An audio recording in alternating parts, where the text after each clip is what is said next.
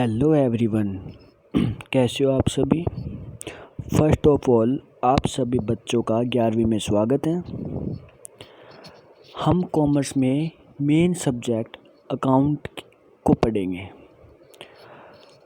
Chapter शुरू करने से पहले मैं आपको बेसिक ज्ञान दे देता हूँ भी अकाउंटिंग होती क्या है और इसे क्यों बनाया जाता है और अकाउंटिंग को हम कब बनाते हैं। सबसे पहले अकाउंटिंग पीरियड होता है जो कि आपके मेन मानो इसका बेस ही होता है। आपका अकाउंटिंग पीरियड हमेशा 1 अप्रैल से स्टार्ट होता है और 31 मार्च आपका फाइनेंशियल ईयर का एंड होता है। क्लियर है। यही बैंकों में भी जो फाइनेंशियल ईयर होता है वो यही होता है, 1 अप्रैल से स्टार्ट होता है और 31 मार्च को इसका एंड होता है। ठीक है। अब देखो कि नॉर्मली हम जो बिजनेस करते हैं या जो कंपनियां चलती है तो क्या होता है कि इतनी सारी ट्रांजैक्शन होती है। अभी परचेज किया, सेल्स किया, कब परचेज किया, कब सेल्स किया है अपने गुड्स को, और मतलब कि किन से कितनी उधारी है, किससे हमें पैसा लेना है, किसको देना है, कब मशीनरी परचेज की है, कितनी मशीनरी और परचेज करनी है। तो इन सब ट्रांजैक्शनों का नॉलेज रखना एक आदमी के बस की बात नहीं होती है। तो हमें क्या करना पड़ता है, इसको एक बुक में लिखना पड़ता है ताकि हमें याद रहे। क्योंकि एक आदमी के पास तो और भी बहुत ज़्यादा काम होते हैं कि वो इतनी सारी ट्रांजैक्शनों को कैसे ध्यान रख पाएगा। क्योंकि कंपनी और बिजनेस में तो बहुत ज़्यादा ट्रांजैक्शन होती है। एक छोटी जो दुकानें होती है वो एक अलग बात है, वो भी आजकल तो वो भी बुकों में ही अपनी अकाउंटिंग बना रहे हैं। तो क्या होता है, तो हम उन सब ट्रांजैक्शनों को बुक में रिकॉर्ड करते हैं, किताबों में रिकॉर्ड करते हैं ताकि हमें याद रहे। वो सामान्य पुरुष में हम देख भी सकें भी कब परचेज किया था सामान को और कब सेल्स किया था। तो किताबों में इन सब ट्रांजैक्शनों को रिकॉर्ड करना एक जनरल एंट्री होती है। जनरल GENERAL वाला नहीं, JOURNAL जनरल। यह आपका लगभग इस बुक में 7th या 8th चैप्टर आएगा, वहीं से आपके अकाउंटिंग के न्यूमेरिकल शुरू हो जाएंगे। जनरल मेन बेस है अकाउंट का। ठीक है। तो हम क्या करते हैं, सारी ट्रांजैक्शनों को हम उस जनरल में बुक में रिकॉर्ड कर लेते हैं जिसे जनरल कहते हैं। और फिर हम क्या करते हैं, उस जनरल से हम अलग अलग बुकों में उन सब को रिकॉर्ड कर लेते हैं। जैसे कि परचेज वाली आइटम्स परचेज वाले अकाउंट में बना देते हैं, सेल्स वाली आइटम सेल्स वाले अकाउंट में बना देते हैं, उसमें एक नंबर भी डाल देते हैं ताकि कभी भी किसी का अकाउंट देखना हो तो हम उस नंबर से सीधा उसके अकाउंट पर पहुंच जाते हैं। फिर इस डेट को इस बंदे ने इतना सामान परचेज किया था या सेल्स किया था। तो वो जो अलग अलग बुकों में बांट दी जाती है। मशीनरी का अलग अकाउंट बना देते हैं भी कब मशीनें परचेज की है। रेंट भी मान लेते हैं, बिजनेस करने के लिए एक बिल्डिंग रेंट पर लेके गए तो रेंट कब देना है। ठीक है। एसेट्स वो होती है जो कंपनी अपना बिजनेस करने के लिए शुरू में लगाती है, स्टार्टिंग में प्रोडक्शन करने के लिए मशीनरी लगाती है, प्लांट लगाती है, ठीक, फर्नीचर लगाती है। ठीक है।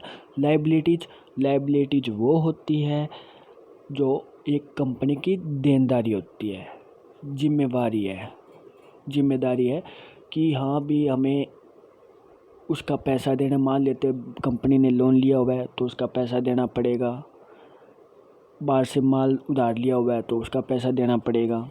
ये जिम्मेवारी होती है लाइबिलिटीज। एसेट्स और liability is the main part of accounting. ठीक है। तो हम क्या करते हैं, इनको अलग अलग अकाउंट में इसको हम बांट देते हैं। ठीक है। ये होता है लेजर कहते हैं इसको। ठीक है।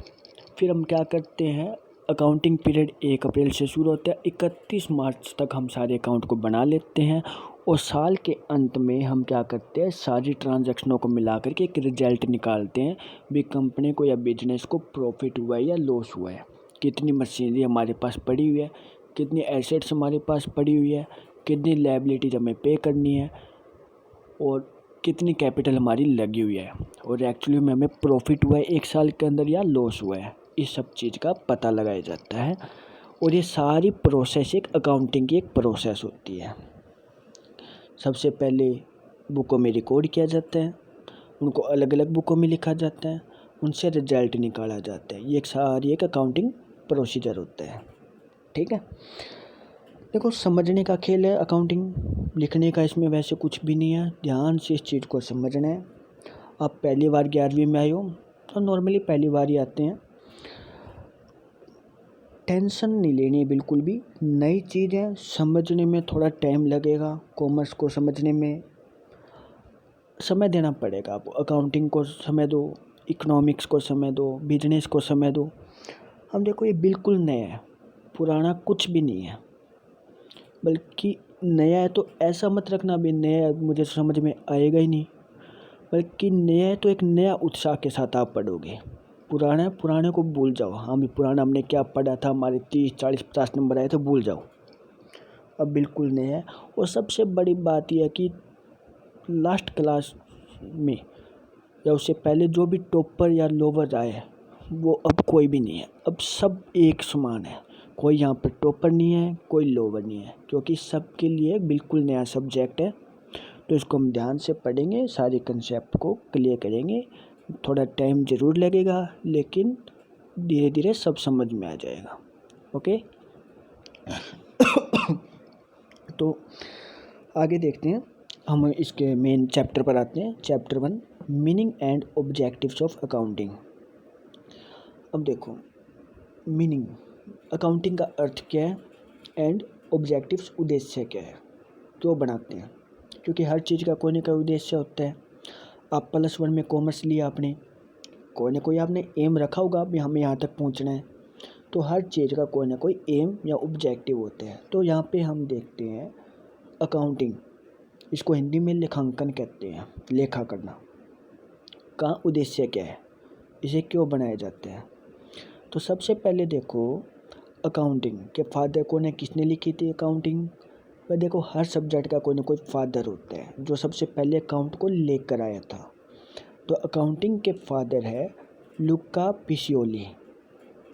लुका पिसियोली है ए फ्रायर, मतलब ये एक तपस्वी था, ये एक तपस्वी था लुका पेसियोली। ठीक है, ये इसके फादर है। 1 नंबर का इंपॉर्टेंट क्वेश्चन है। और वैसे भी अगर आप कॉमर्स में अकाउंटिंग कर रहे हो तो पता होना चाहिए कि इसके फादर कौन है, या आपने अकाउंटिंग को पढ़ा है। ठीक है, देखो इसकी डेफिनेशन देखते हैं। Accounting is a systematic process. अब देखो सिस्टमेटिक क्या चीज़ होती है, सिस्टमेटिक मतलब किसी काम को करने का एक सिस्टमेटिक तरीका हो, सही ढंग से। अब देखो आप +1 में आए हो, एक सिस्टम से आए हो, 1 2 3 हर क्लास को 10th तक पूरा करके तब +1 में आए हो, सिस्टम वाइज आए हो। ऐसा तो नहीं है कि सीधा 9th के बाद आप +1 में आ गए, या +1 के बाद सीधा आप ग्रेजुएशन करने लग जाओगे। तो एक सिस्टमेटिक प्रोसेस हो रही है ना आपकी अपने लक्ष्य तक पहुंचने की, तो वही अकाउंटिंग एक सिस्टमेटिक प्रोसेस है ऑफ आइडेंटिफाइंग मतलब पहचान करना, मेजरिंग मापना, रिकॉर्ड करना, क्लासीफाइंग अलग अलग वर्गीकृत करना, समराइजिंग व्याख्या करना, इंटरप्रीटिंग या एनालाइजिंग विश्लेषण करना, एंड कम्युनिकेटिंग संचार करना। और फाइनेंशियल इंफॉर्मेशन मतलब अकाउंट फाइनेंशियल, सबसे पहले देखो फाइनेंशियल, एक तो देखो 2 तरह की ट्रांजैक्शन होती है हमारे बिजनेस में, financial transaction and non financial transaction. Financial transaction वो होती है जो एक पैसों से रिलेटेड होती है, मनी से, और जो नॉन फाइनेंशियल ट्रांजैक्शन है वो होती है जो पैसों से रिलेटेड नहीं होती है। ये हमें आगे आगे एग्जाम्पल में समझ में आ जाएगा नेक्स्ट पॉइंट के अंदर। तो अकाउंटिंग एक ऐसी प्रोसेस है जहाँ पर ये 7 चीज़ें की जाती है फाइनेंशियल सूचना को प्राप्त करने के लिए, identifying, measuring, recording, classifying, summarising, interpreting and communicating. इन 7 का हम एक एक करके एक्सप्लेनेशन करेंगे भी होता क्या है ये। ठीक है, ये सब क्यों किया जाता है अकाउंटिंग में। इट रिवील्स प्रॉफिट और loss for a given period and the value and nature of A firms assets liabilities and owners equity. ये इसलिए बनाया जाता है, इसलिए प्रोसेस की जाती है ताकि हमें एक गिवन पीरियड ऑफ टाइम, मतलब 1 साल में या 2 साल में हमें क्या प्रॉफिट हुआ है, क्या लॉस हुआ है बिजनेस के अंदर, एंड अब फर्म के अंदर हमारे एसेट्स कितने पड़े हैं, मतलब जो हमने मशीनरी वगैरह लगा रखी है वो कितनी है, बाहर लायबिलिटी मांगने वाले कितने बैठे हैं, एंड ओनर्स इक्विटी भी, जो ओनर्स होता है बिजनेस का, मालिक होता है, स्वामी होता है, उसकी कैपिटल कितनी पड़ी हुई है। इन सब चीज़ों का पता लगाने के लिए एक अकाउंटिंग की जाती है। ठीक है, तो इन सब चीज़ों का हिसाब रखने एक आदमी के बस की बात नहीं होती है, इसलिए अकाउंटिंग बुकों में रिकॉर्ड की जाती है, हार्डवेयर। लेकिन आजकल तो सॉफ्टवेयर का ज़माना आ गया है, सब ऑनलाइन अकाउंटिंग होने लग गई है। ठीक है, लेकिन प्रोसीजर तो यही रहने वाला है जो हम अब आके करने वाले हैं। ठीक है, accounting is a language of business, मतलब बिजनेस की भाषा है। अब देखो, जहाँ बिजनेस है वहाँ अकाउंटिंग है, क्योंकि बिजनेस की ट्रांजैक्शनों का ही तो रिकॉर्ड कर रहे हैं अकाउंटिंग के अंदर। ठीक है, तो जहाँ बिजनेस है वहाँ अकाउंटिंग है, तो बिजनेस की ही एक भाषा यही है। Characteristics and process of accounting. Characteristics भी अकाउंटिंग की विशेषताएं क्या है, या प्रोसेस भी अकाउंटिंग बना रहे हैं उसकी प्रोसेस क्या है, कैसे बनेगी अकाउंटिंग, ये लेखांकन का कार्य कैसे कैसे किया जाएगा, क्या प्रोसेस को पार करके हम कह सकते हैं भी अकाउंटिंग है। तो इसके अंदर ये 7 पॉइंट है जो हमने डेफिनेशन के अंदर किए हैं। आई का मतलब आइडेंटिफाइंग, एम का मतलब मेजरिंग, आर का मतलब रिकॉर्डिंग, सी का मतलब क्लासीफाइंग, एस का मतलब समराइजिंग, एंड ए का मतलब एनालाइज या इंटरप्रेटिंग, एंड सी का मतलब कम्युनिकेटिंग। अब हम इसे एक एक पॉइंट का एक्सप्लेनेशन कर रहे आगे, उसके बाद हम इस डायग्राम के ऊपर आते हैं। ठीक है, सबसे पहले देखो, identification of financial transaction and events. मान लेते हैं कि एक बिजनेसमैन एक बिजनेस कर रहा है।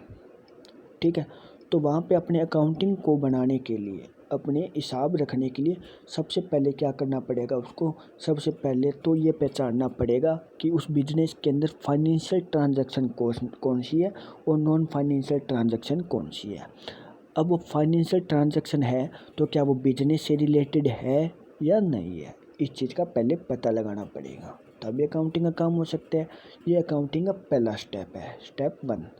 Only those transaction should be given consideration who are business related. केवल उन ट्रांजैक्शनों पर ध्यान दिया जाता है जो बिजनेस से रिलेटेड है।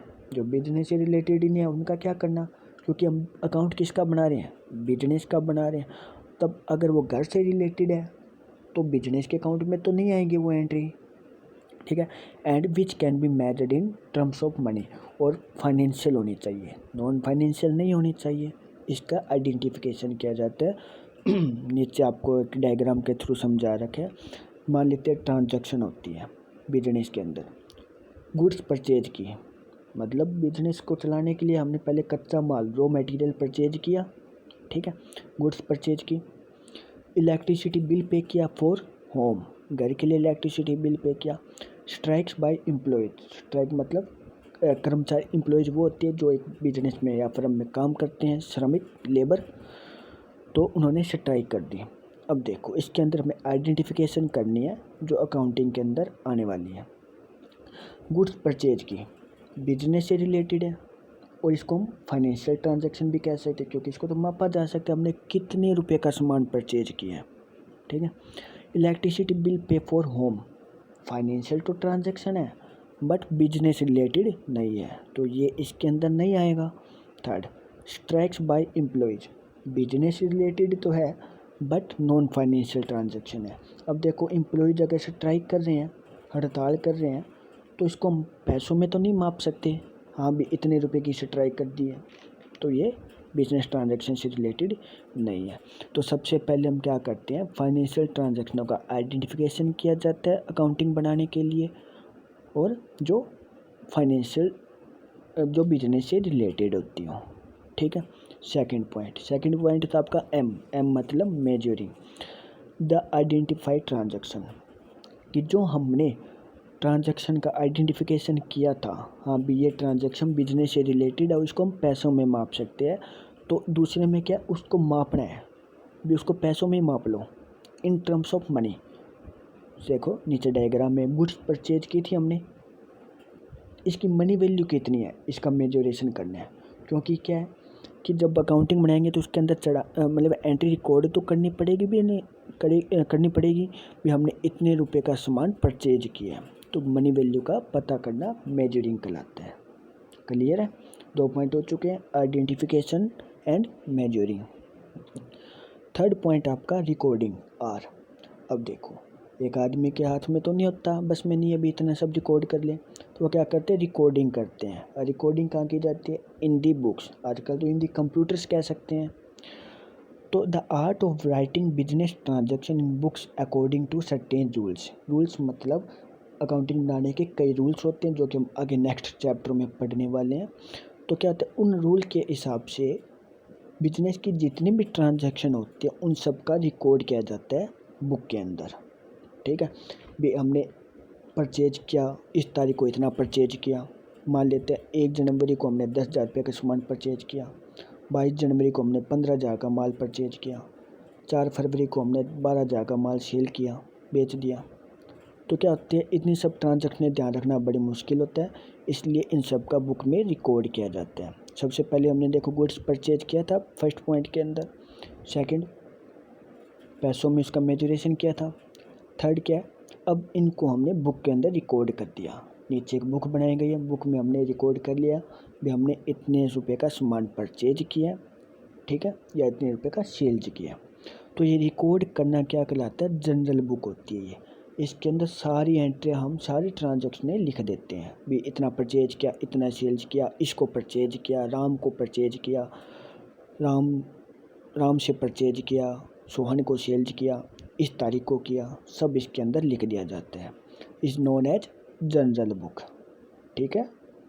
फोर्थ पॉइंट क्या था? क्लासीफाइंग। क्लासीफाइंग में क्या होता है कि क्लासिफिकेशन कर दिया जाता है इन पार्टिकुलर हेड के अंदर। अब देखो हमने पहले तो परचेज सेल्स सब एक साथ लिख दिया, अब हम क्या करते हैं इनको अलग अलग बना देते हैं। परचेज वाले एक अलग अकाउंट बना देते हैं, सेल्स वाला एक अलग अकाउंट बना देते हैं। अब देखो डायग्राम के अंदर पहले देखो definition, transaction of same nature in one account. Same nature वाली ट्रांजैक्शन हमने एक अकाउंट में बना देते हैं। अब देखो हमने गुड्स परचेज की, कितनी बार परचेज की, गुड्स सेल्स की, बहुत बार सेल्स की। ये तो टोटल रिकॉर्ड किया गया था बुक के अंदर भी, इतना सब कुछ हमने एक साल के अंदर किया है। यहाँ हम क्या कर देते हैं परचेज वाली अलग बुक बना देते हैं, अलग अकाउंट बना देते हैं, और सेल्स वाला अलग अकाउंट बना देते हैं, सेल्स वाला अलग अकाउंट बना देते हैं। इसी तरह से रेंट मान लेते हैं भी हमने एक बिल्डिंग किराए पे ले रखी है, रेंट देना, वेजेज लेबर को वेजेज देना, सबका एक अलग अलग अकाउंट बना दिया जाता है ताकि हमें लास्ट में देखने में दिक्कत ना हो। ठीक है, क्योंकि जनरल बुक के अंदर तो सारा रिकॉर्ड किया गया था, वहाँ से किसी एक ट्रांजैक्शन को निकालना बहुत ज़्यादा मुश्किल होता है भी हमने परचेज किया था, कब किया था, क्या किया था, बड़ी मुश्किल की बात है। तो हमने क्या किया परचेज वाला एक अलग, सेल्स वाला अलग, सबके अलग अलग अकाउंट बना दिए जाते हैं, उसको हम लेजर कहते हैं। ठीक है, नॉर्मली हम एक एग्जांपल लेते हैं, स्कूल का ही एग्जांपल ले लेते हैं। अब स्कूल में मान लेते हैं 600 बच्चे पढ़ रहे हैं, ठीक है, और इसमें से किसी के पेरेंट्स आते हैं, सेम नाम के भी मिलेंगे कई बच्चे, किसी के पेरेंट्स आते हैं या मतलब टीचर हैं, टीचर कहते हैं अभी +1 वाले +1 में से सोहन एक अलग मतलब आगे आ जाए, ऐसा कुछ कह देते हैं। अब देखो हम क्या करेंगे, पूरा स्कूल इकट्ठा हो गया, ये तो हमने रिकॉर्ड कर लिया सब बच्चों का। अब जो क्लर्क होता है सब बच्चों का नाम रिकॉर्ड कर लेते हैं, 600 बच्चों का। ठीक है, अब उसका क्लासिफिकेशन करते हैं, हाँ भी 11वीं क्लास के अलग हो जाओ, 12वीं क्लास के अलग हो जाओ, 10वीं क्लास के अलग हो जाओ, कर दिया गया। नॉर्मली हम एक ही क्लास का ले लेते हैं, मान लेते हैं 11वीं क्लास के बच्चों का नाम रिकॉर्ड कर लिया। अब देखो सबसे पहले आपका ग्रुप बनाया गया था, तो 11वीं क्लास के बच्चों का सारा रिकॉर्ड एक ग्रुप बना दिया गया था, साइंस के आर्ट्स के सब उसके अंदर थे, रिकॉर्ड कर लिया। अब उनका क्लासिफिकेशन कर दिया, 11वीं आर्ट्स वाले एक ग्रुप में आ जाओ, 11वीं कॉमर्स वाले एक ग्रुप में आ जाओ, 11वीं साइंस वाले एक ग्रुप में आ जाओ। तो इस तरह से उनका क्लासिफिकेशन कर दिया ताकि उनको सर्च करने में दिक्कत ना हो। आगे समझ में, ये होता है क्लासिफिकेशन। तो इस तरह से इसका भी क्लासिफिकेशन कर दिया जाता है। ठीक है, तो 4 पॉइंट हो चुके हैं।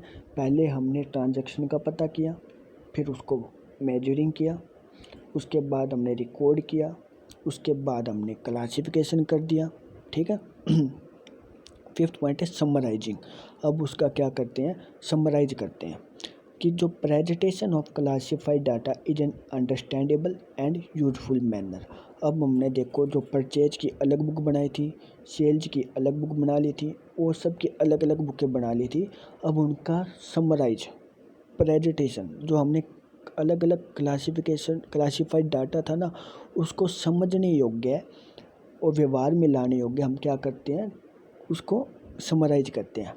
हाँ भी, परचेज के अंदर हमने एक साल में कितना परचेज किया, सेल्स एक साल में हमने कितना सेल्स किया, भाई एक साल का पूरा रिकॉर्ड इकट्ठा कर लिया जाता है क्लासिफाइड डाटा का। अब देखो यहाँ पे परचेज का अलग बुक थी, सेल्स की अलग बुक थी। हमने एक साल में पता किया भी टोटल परचेज आपकी हुई 80,000 रुपये, टोटल सेल्स आपकी हुई 60,000 रुपये, टोटल वेजेज आपने दिए 40,000 रुपये, टोटल मशीनरी खरीद दिया आपने 2 लाख रुपए की। इस तरह से हमने टोटल का पता कर लिया, ठीक है। हम क्या करते हैं, तो उसमें ना अब ये 3 अकाउंट बनते हैं आपके, मेन जो आपका है ट्रायल बैलेंस। अब क्या करते हैं हम यहाँ पे ना, ट्रायल बैलेंस वो होता है। अब यहाँ पे क्या करते हैं, वो नहीं देखेंगे कि बिजनेस के अंदर राम श्याम ने इतना सामान खरीदा है, वो तो आपके परचेज बुक के अंदर है। हम तो इसके अंदर क्या लिखेंगे भी टोटल हमने एक साल के अंदर इतना परचेज किया है, इतना सेल्स किया है, वो आपका ट्रायल बैलेंस के अंदर आ जाएगा। क्लियर है, सारा रिकॉर्ड ट्रायल बैलेंस में आ चुका है। उसके बाद प्रॉफिट एंड लॉस अकाउंट बनाया जाएगा, अभी कितना प्रॉफिट या लॉस हुआ है, और उसके बाद बैलेंस शीट बनाई जाती है। उससे आपकी फाइनेंशियल सिचुएशन का पता किया जाता है, वित्तीय स्थिति आपकी कैसी है, भी आप पहले से अच्छी पोजीशन पे आई हुए हो कंपनी या लो पोजीशन पे आई हो। ये सब चैप्टर आने वाले हैं आपके अलग अलग नाम से आगे, तब हम इसका एक एक चैप्टर को आराम से एक्सप्लेनेशन करेंगे। क्लियर है, तो इस तरह से इनका समराइजिंग किया जाता है भी टोटल कितना बैलेंस, कितना प्रॉफिट हुआ है या कितना लॉस हुआ है, या फाइनेंशियल सिचुएशन कैसी है कंपनी की। क्लियर है, समराइजिंग।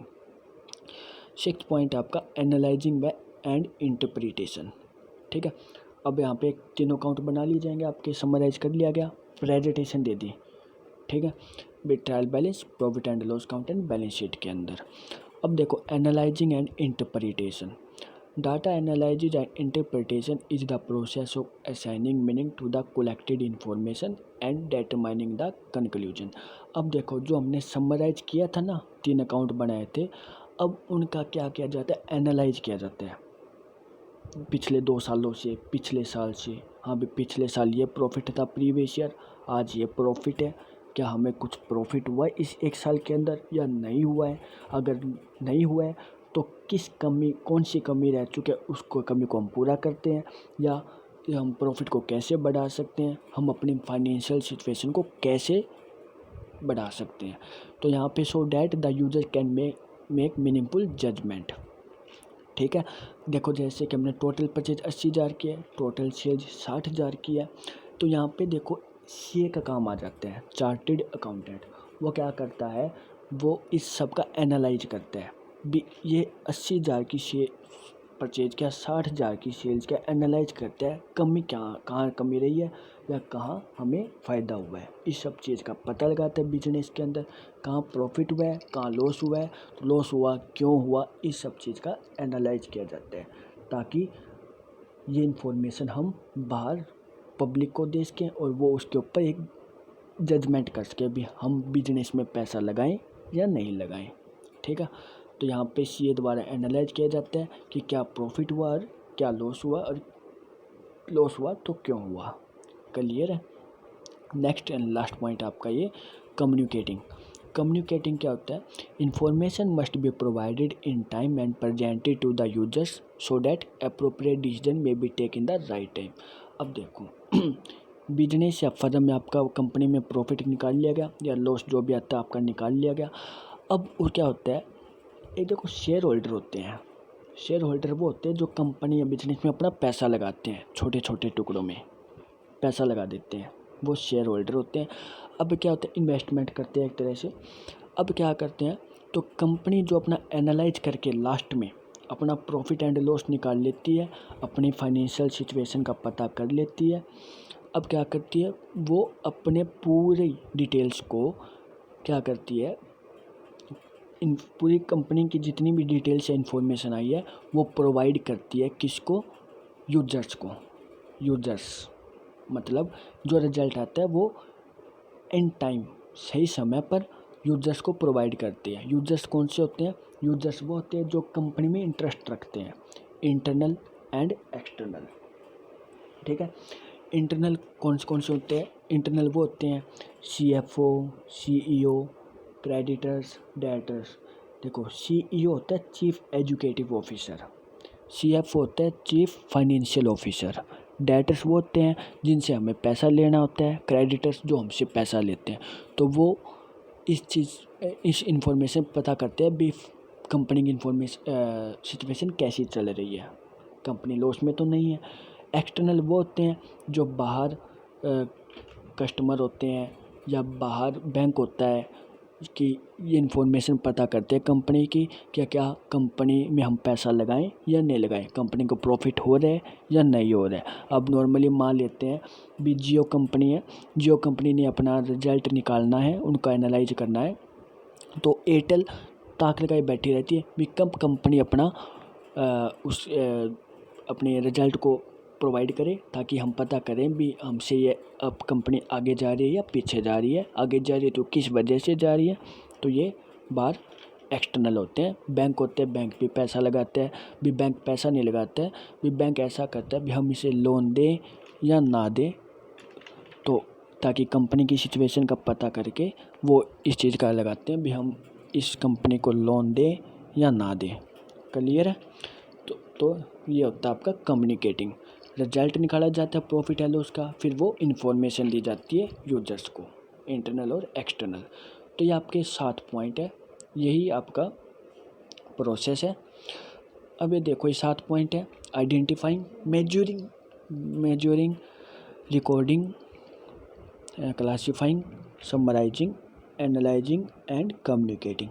अब देखो रिकॉर्डिंग जनरल बुक का था, क्लासीफाइंग लेजर का था जो हमने नीचे पॉइंटों में पढ़ा है, समराइजिंग में 3 अकाउंट बनते हैं, trial balance, profit and loss account and balance sheet, and analyse के अंदर रिजल्ट डिक्लेयर किया जाता है भाई प्रॉफिट हुआ है या लॉस हुआ है। तो ये आपकी प्रोसेस होती है, प्रोसेस ऑफ अकाउंटिंग या करैक्टरिस्टिक्स। क्लियर है, तो ये अकाउंटिंग की डेफिनेशन होती है भी अकाउंटिंग कैसे होता है। आज हमने अकाउंटिंग का केवल अब अकाउंटिंग के बारे में पढ़ा भी अकाउंटिंग होती क्या है, भी इसके अंदर क्या प्रोसेस रहती है, क्यों मतलब कैसे बनाते हैं अकाउंटिंग। क्लियर है, आई होप आपको समझ में आया होगा। 1 बार 2 बार या 3 बार जितनी बार भी उस वीडियो को ध्यान से सुने और अपनी इस कंसेप्ट को क्लियर करें। ठीक है, कंसेप्ट जैसे जैसे क्लियर होते रहेंगे अकाउंटिंग ईजी होती जाएगी। क्लियर है, ओके। और अगर आपको इस किसी भी पॉइंट में अगर कोई डाउट है तो प्लीज़ अपने डाउट क्लियर करें by WhatsApp group message. Okay, please take care, thank you so much.